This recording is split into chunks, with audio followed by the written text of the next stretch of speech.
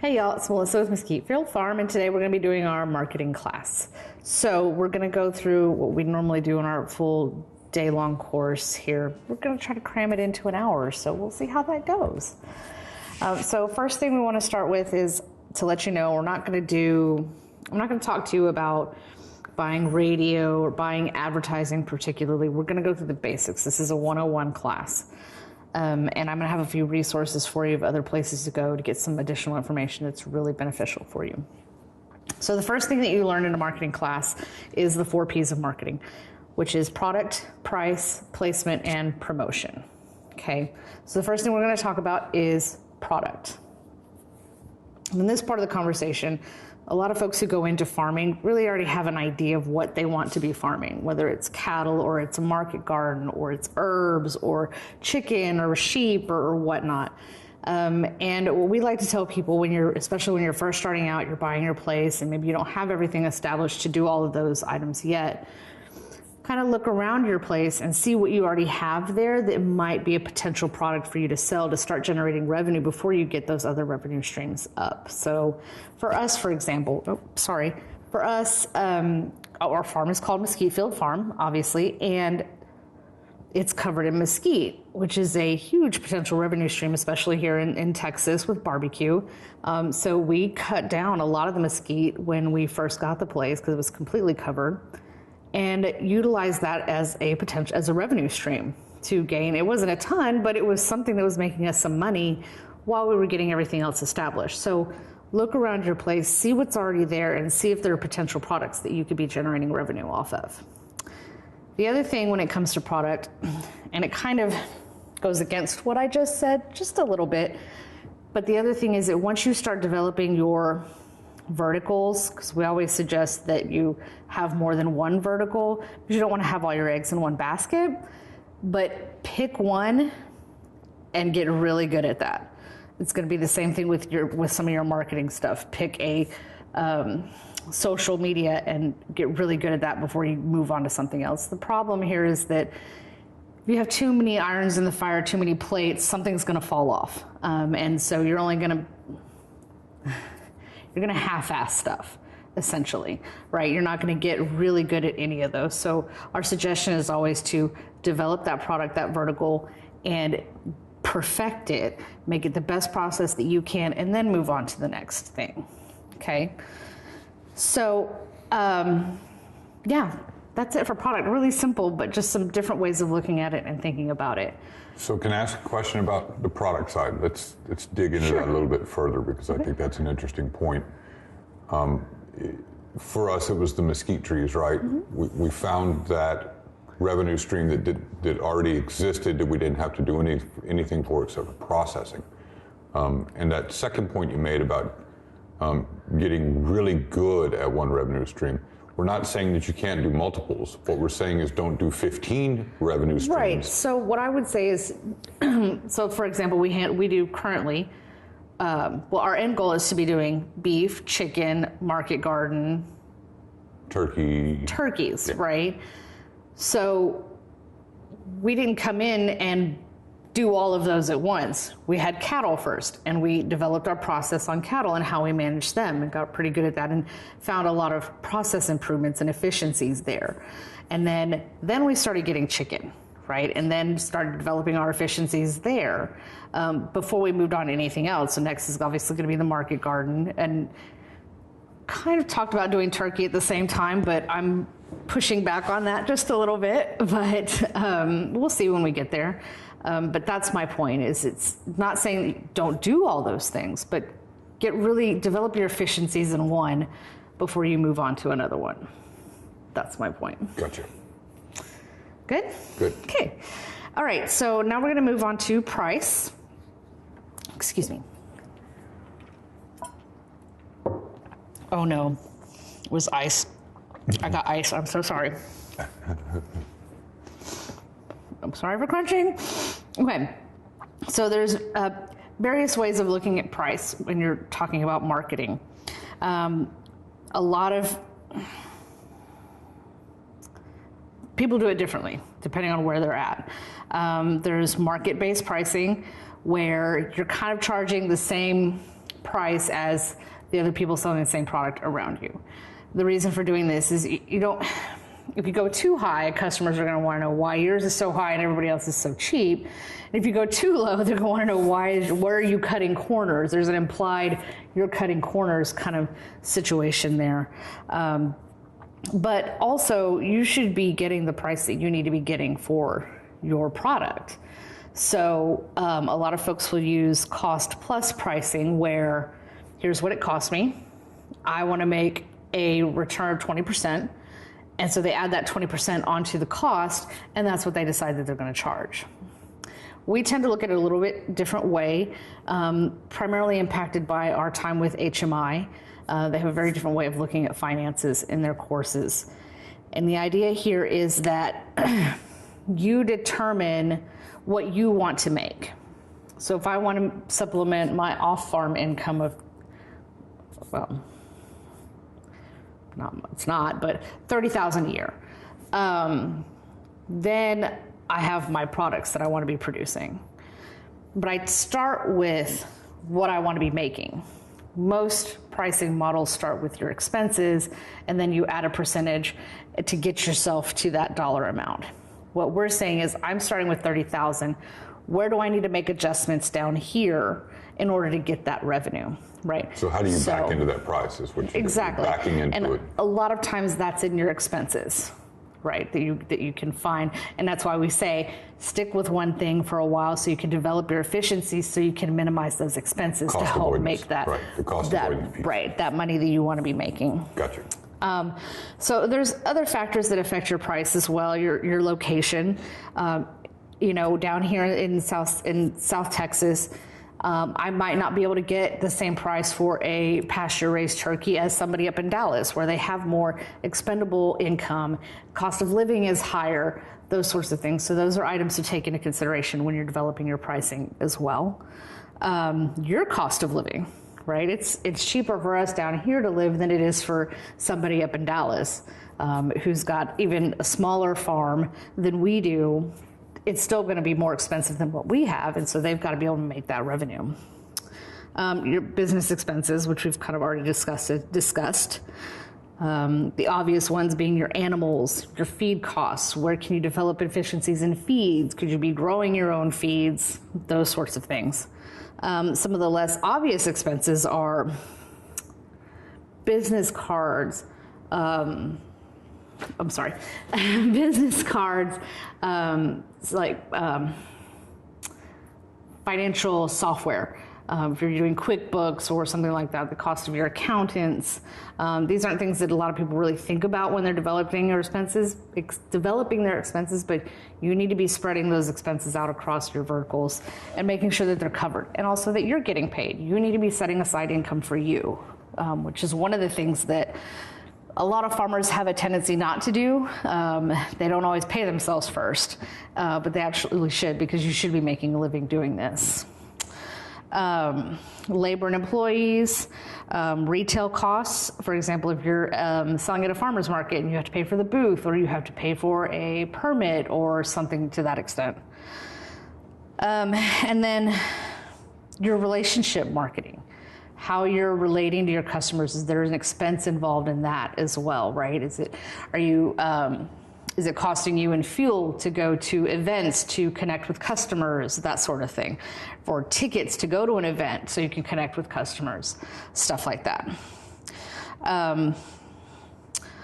Also, this is more of an intangible, but you also can set your price based on what it means to your customer. Right? What kind of problem are you solving for them? What does your product do for them? So this is just, I'm throwing these out here is I'm putting it under price. You could probably put it under promotion, but this is a really important part of the marketing conversation that I like to have with folks, because the thing that a lot of people say that farmers get into farming because they don't want to be around people, right? And you're trying to sell a product to people. And not everybody wants to do this job. Not everybody wants to do farming. So they don't necessarily care isn't the word, but they're not necessarily interested in the hardships and everything that you do out there. They want to know how you're helping them. What problem are you solving for them?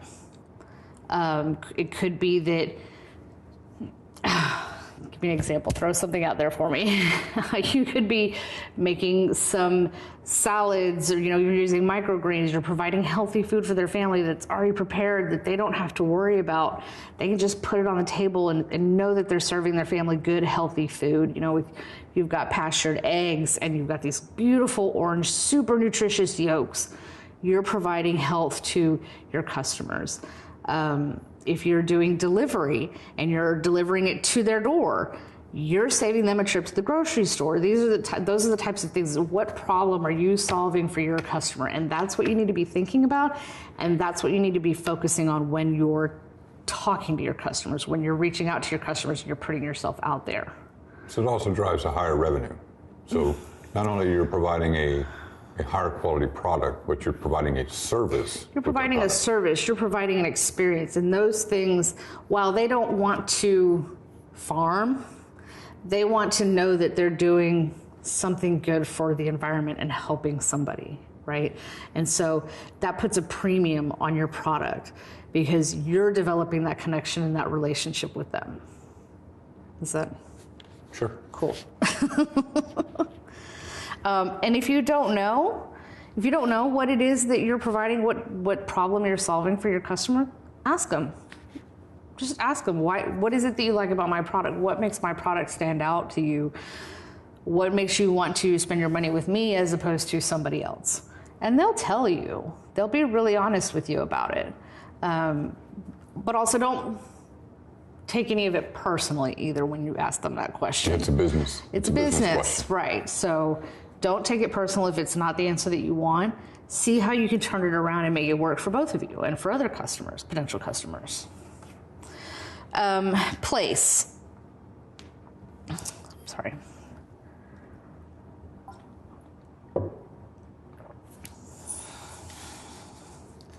So, place.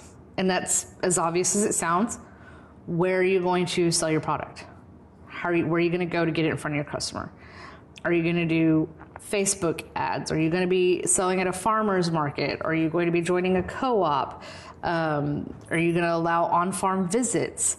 Are you going to have corporate customers? Are you going to try to develop a relationship with a corporate office in the city and just deliver to those employees there? Excuse me. Those are all examples. Excuse me. Those are all examples of place. If you're not going to be doing direct to customer, that's where co-op would fall under, or if you decided to do wholesale. Those are all examples of place, and those are all questions that you need to answer. How are you going to get your product to your customer? Where are you going to be? How are they going to find you? And then last is promotion. And that kind of tends to be the thing that we talk about the most,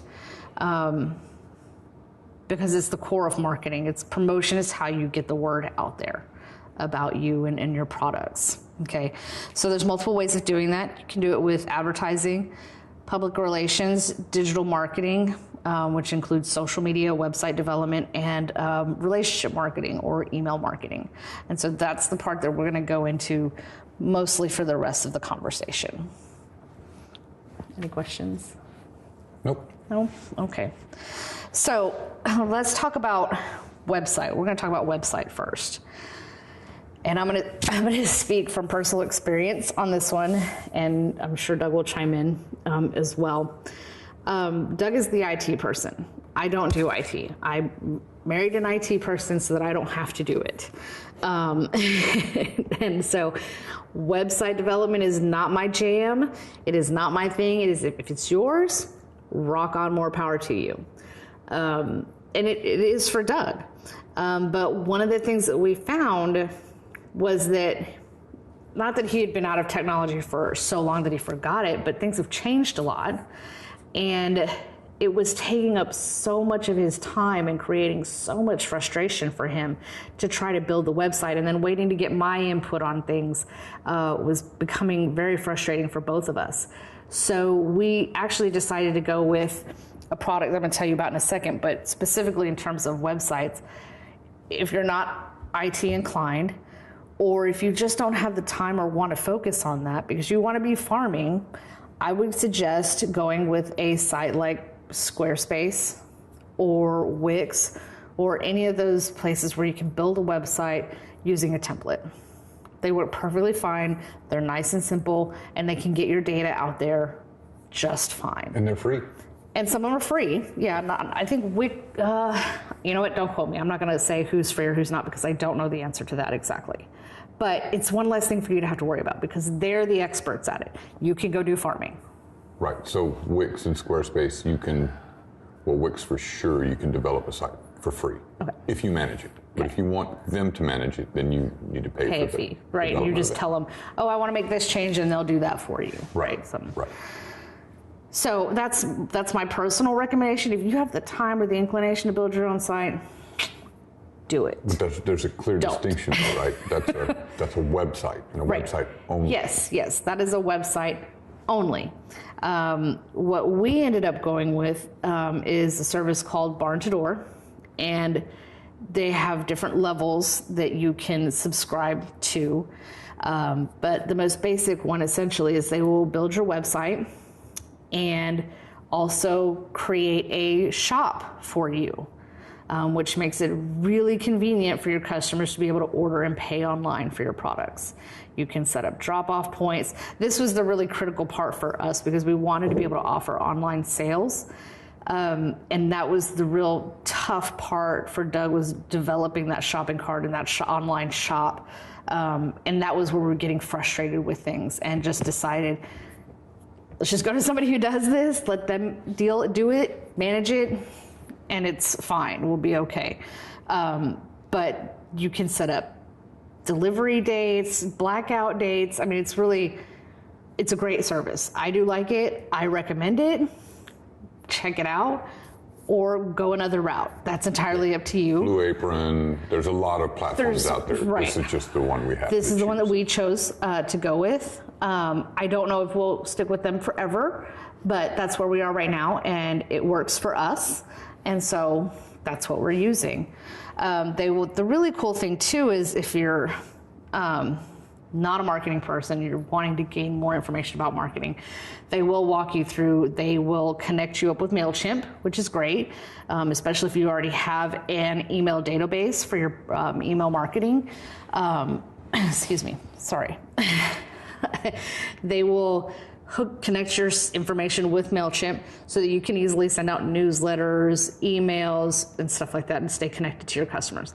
The only thing that they don't do is manage like Facebook and Instagram. They don't, that's the social medias that they don't manage. But they will link them, show you how to link them together. They will absolutely show you how to link all of that stuff easily on your sites, your Facebook, your Instagram, all that stuff, so that your customer can easily get to your shop and to your website and to any of your socials from one place. Excuse me, and that's brilliant. Loved it. When you get to the point where you're gonna wanna build your website, whether you're working with somebody or you're doing it yourself, make sure you get photos. You're gonna have lots of photos. Make sure you have your story about who and what you are and what your goal is for your farm and what it is you do for the community, for your customers or that sort of thing. Because that's going to be important storytelling that you need to have when you're building that website, whether you're doing it yourself or somebody's just taking that data and doing it for you. And some of those components will come out of your business plan too, right? So your mission statement and those things that you Or your develop. holistic goal if you've done HMI and stuff like that. Absolutely. And just an idea for pictures, because I know not everybody's a photographer. I'm not. But sometimes if you have a friend who is, think about trading product for getting pictures taken, that sort of thing. You're not limited to just cash transactions here, especially if you've got a product that you're ready to get out there on the market. So for us, Barn to Door is kind of a one-stop shop, but we're gonna go ahead and talk about some of the other options that you have for your business, because before we did Barn to Door, not just before, we still have it as an option, but we also have PayPal as a way for customers to pay. So that's another way where you can do your e-commerce to have payments be payments. Have customers be able to pay you online. Square is another one. You have SEO one here. That's search engine optimization. That's not really payments, but correct. Specifically, I think the only ones right now is Square, PayPal. There's several, but those are the two primary market leaders. Okay. We use PayPal, really like it, really secure. Doug worked with them in his prior career with IT, and so he really liked their security, which is why we went with them, and they've been great. I do know that, like I said, we did the barn door route where they handle our shopping cart, they handle our inventory online. You can do a lot of that stuff with PayPal here. So that may be an option for you. That may be a preference. You don't want to pay for the service of barn to door. You just do a simple little website. You set up PayPal here, put your inventory in there, and that's how you have your customers do it. That's absolutely an option for you. And they also come with the readers, right? So you have the credit card and chip readers. Absolutely. And the thing that I have found the most convenient for people is being able to pay online. For a lot of people, but oddly enough, I have a lot of customers who just want to pay cash or just write a check, or it's not. I have found in my experience that being able to pay online is not as important as sometimes it's made out to be. Sometimes it is more convenient, but sometimes they just want to pay with cash or check or whatnot. But it's one leg of that commerce solution, right. Checks, cash, and electronic payment. Right. Okay, so am I doing on time? I'm sorry, I wasn't. You got all the time in the world. No. Okay. Well. Okay, so let's move on to digital marketing as part of your promotion. So we're going to talk about specifically Facebook, Instagram, and Twitter. And the thing I always like to tell people about this, kind of the same thing with your product. Pick a platform, get really good at it, and then move on to something else. However, Facebook recently made my dreams come true and combined on their business page site Facebook and Instagram. Because now when you make a post through there, it posts to your Facebook and to your Instagram. I bet that makes Everett Outlaw a very happy man. Actually, I think he just likes Instagram. I don't think he does much on with the business on Facebook, but so yeah, that kind of takes the pick one and master it before you move on to another mood. But what I want to say in this particular case is be consistent, and also do as I say, not as I do, because I don't always post consistently, but you want to be posting consistently. You want to be in front of your customer all the time, as much as possible. And you will probably feel like you're annoying them with how much you're in front of them. But I assure you, of all the times that you try to interact, they only see it maybe once out of 10, right? And all this stuff that they're seeing all day, every day that they're being bombarded with. You think you're basically stalking and harassing them, but you're not. They're really only seeing one, maybe two of those. So you've got to be consistent. You've got to be doing it constantly. So I'm not even really going to go into the technicalities of the differences between Facebook and Instagram, because like I said, you can do them both now at once. So go ahead and do them. Get it out there. Build your base. Build your what's the word I'm looking for? The number of people that like your page. Likes. Your likes. Right? Is that what it is? Wow. I'm sorry.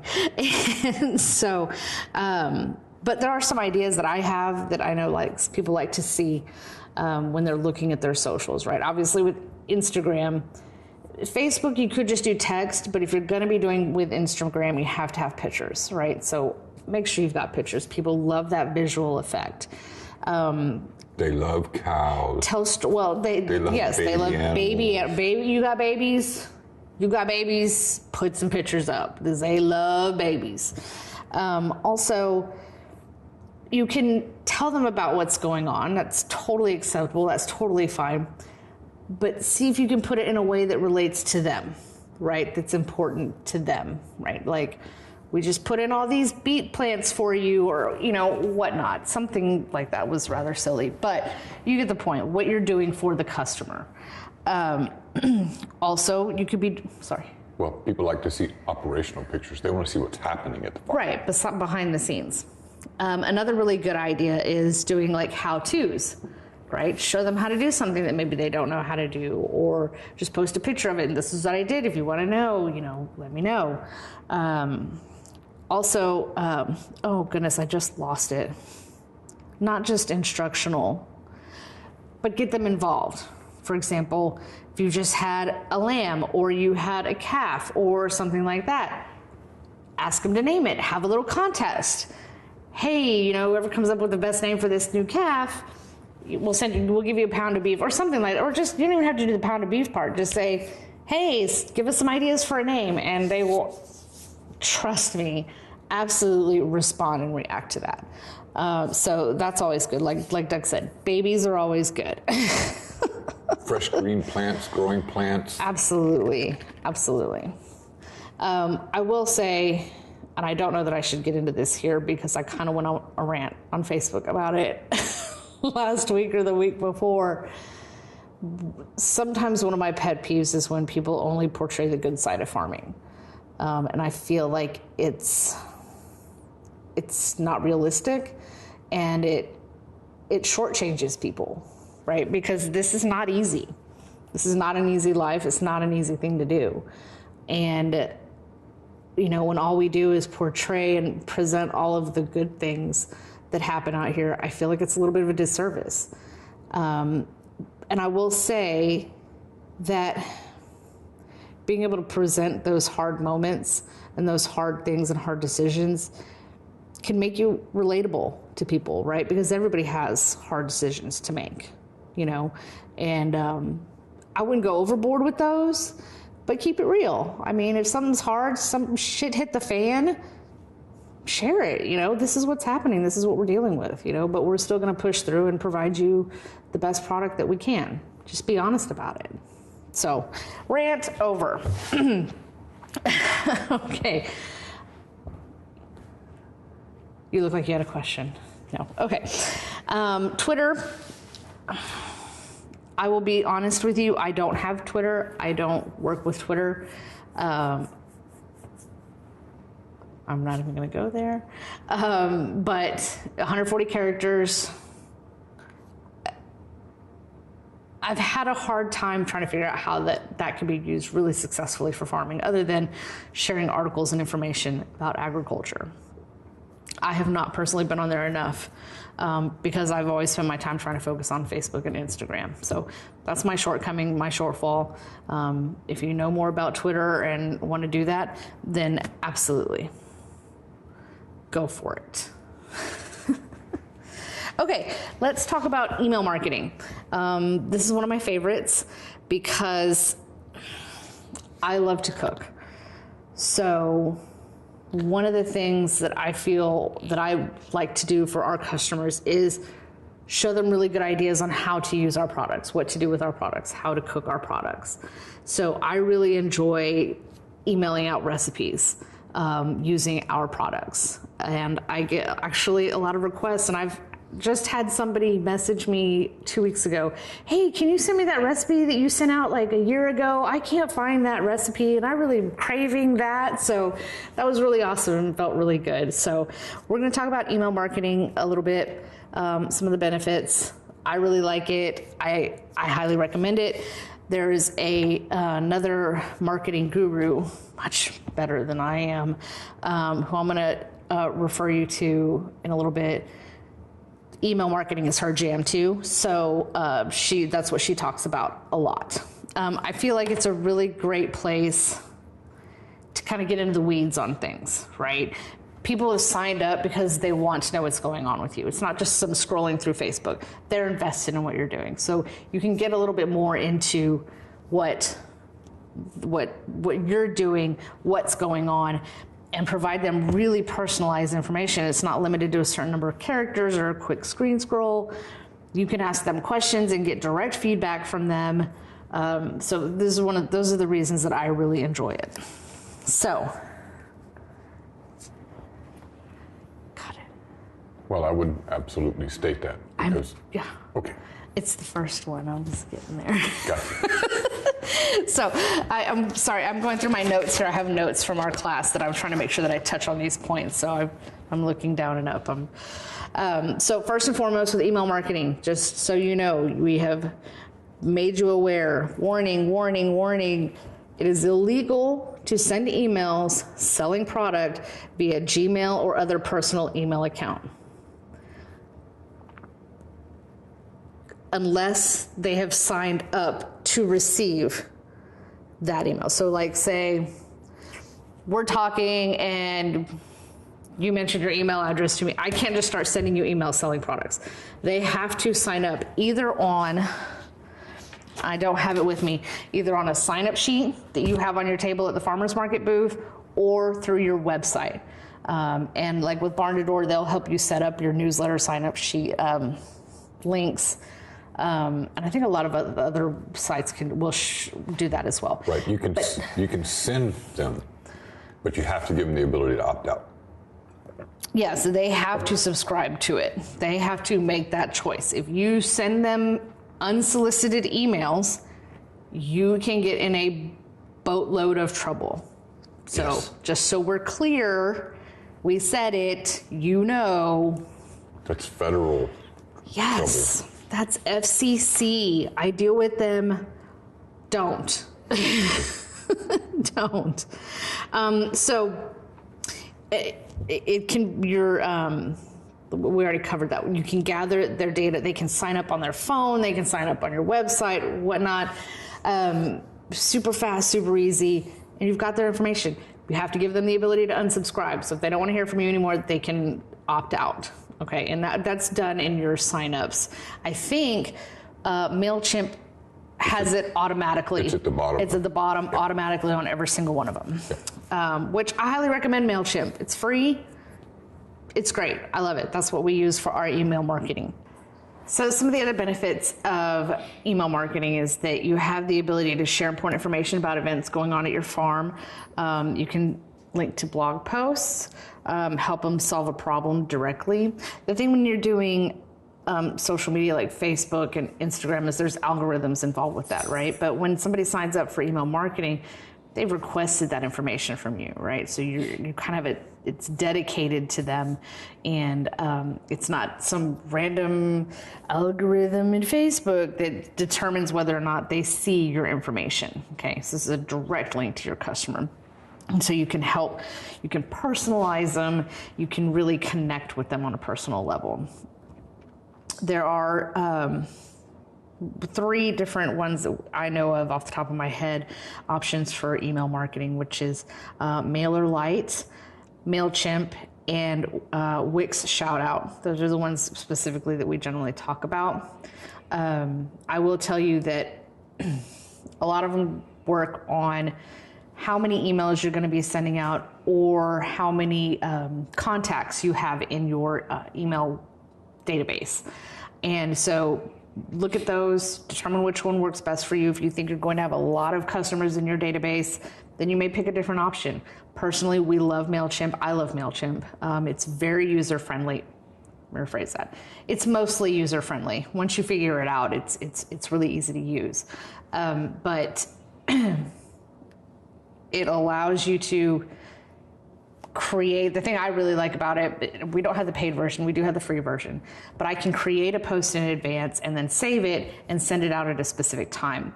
If you have the premium version, you can actually schedule when those go out. So really cool that you could sit down and schedule, let's say you want to send out an email a week for a month, create those in 1 2-hour sitting, and then have it done, schedule when they go out, and you don't have to worry about it anymore.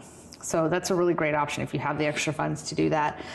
I usually will create mine in Word, and then when I'm ready to send it out, create it in Mailchimp, either save it, do it the next morning, or send it out right then.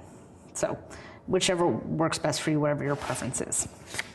But I highly recommend checking them out, see which ones work best for you based on your needs, how many customers you have, how many emails you plan on sending out, that sort of thing.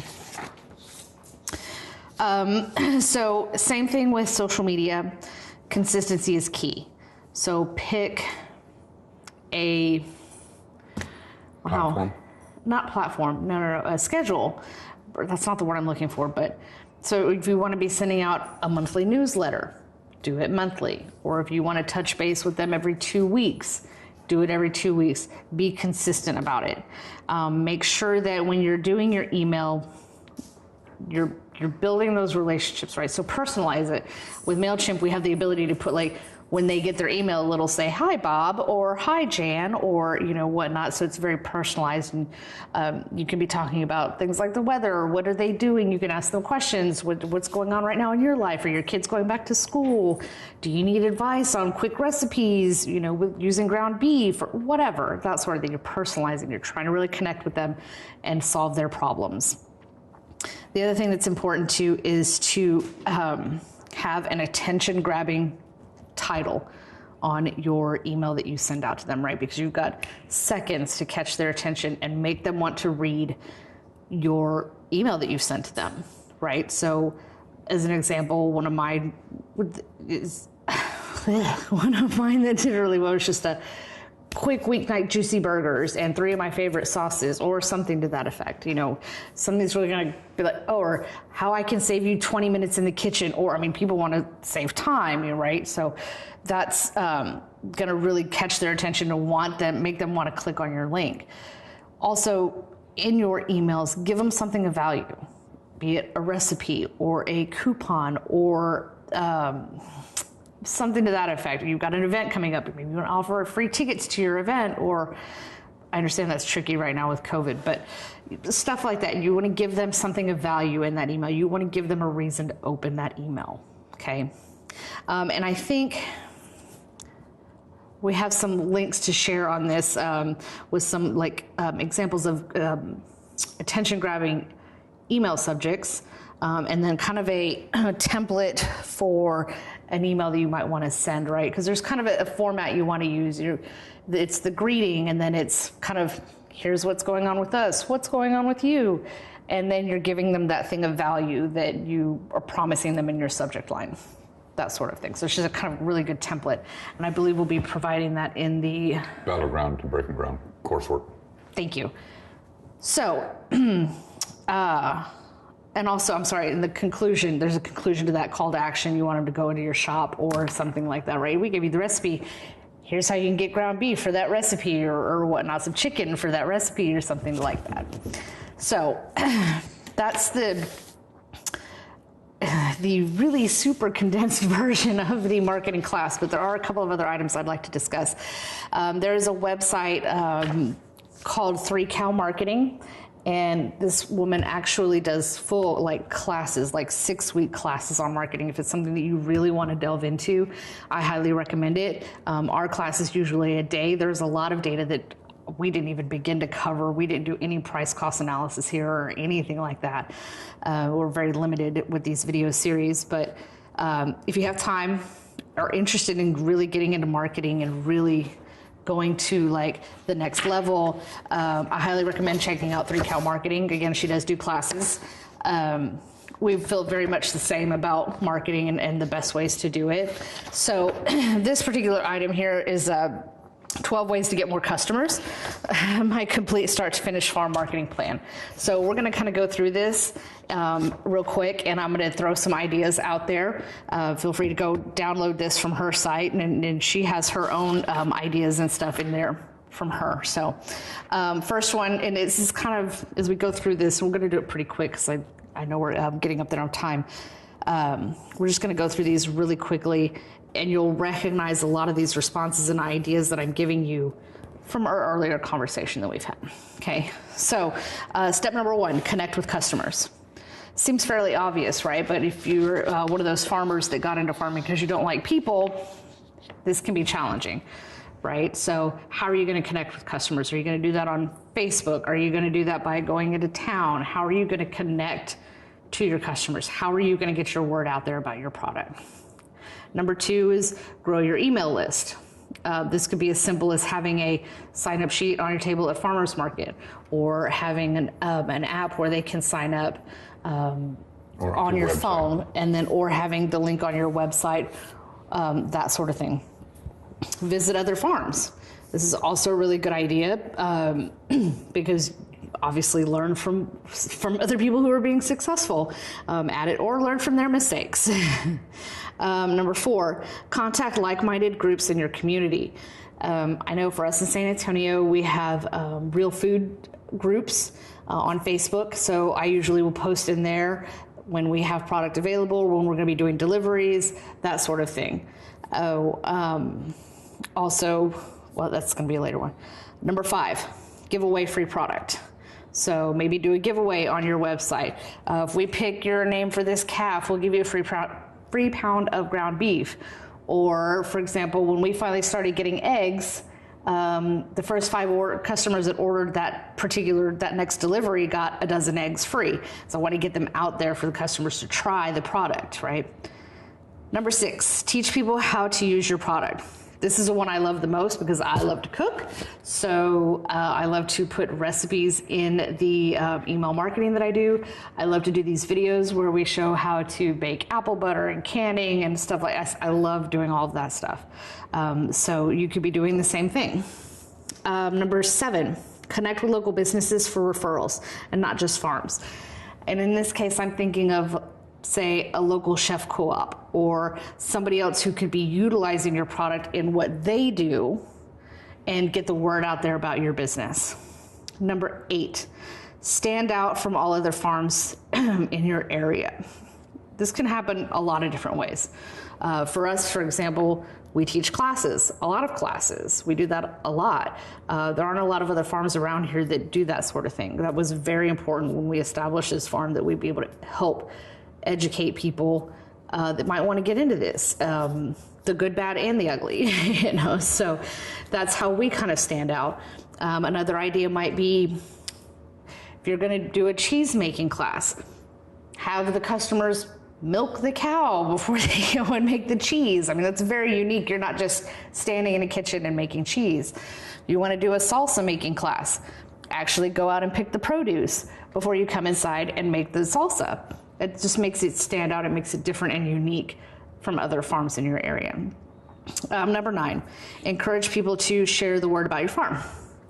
Bottom line, end of the day, word of mouth advertising is still the absolute best form of advertising, and it's free. So if you can get your customers to talk about your product on social, that's fantastic, and encourage them to do so. Number 10, show your gratitude to each customer. I think this is really important because the reality is, at the end of the day, they're helping you to be able to live this life that you want to live. And we should appreciate that and let them know how much we appreciate it. And that could be in the simplest things, and it kind of ties into number 11, which is craft an incredible customer experience. If I have a customer that shares with me that they're having some sort of family struggle or having a hard time getting to our drop-off point, or what, I will absolutely take their product directly to their door, because that is the right thing to do for our customers. And that is creating a unique experience for that customer. It could be in delivering.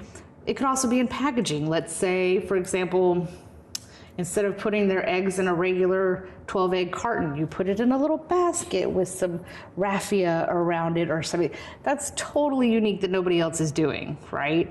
And they're really going to appreciate, that's an Instagram moment, right? That's something that they can share online to all their friends to say, ooh, look what I got from my farmer. That's super important to them. That's creating an incredible customer experience.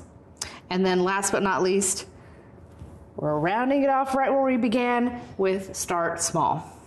Pick your one thing, or start off small. Don't overwhelm yourself. That is the number one thing that I think everybody, not just farmers, but everybody, they get into something and they try to look at it from up here at 30,000 feet, and they get so overwhelmed with it that they just give up and they don't do the best that they can. So pick one thing, start small, master it, learn it, and then move on to the next thing and enjoy yourself.